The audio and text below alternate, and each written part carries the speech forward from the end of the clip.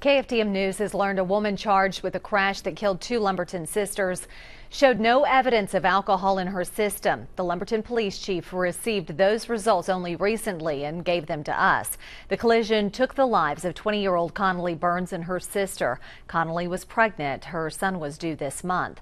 Her sister, 15-year-old Courtney Sterling, was a student at Lumberton High School. Family and friends remember both girls for their intelligence and personalities. The driver struck their vehicle February 3rd. Lumberton police say the suspect was traveling at more than 100 miles an hour when she crashed into the vehicle near the intersection of Highway 96 and Highway 69 in Lumberton. Police say the violent crash spread pieces of the family's SUV nearly 600 feet from the point of impact.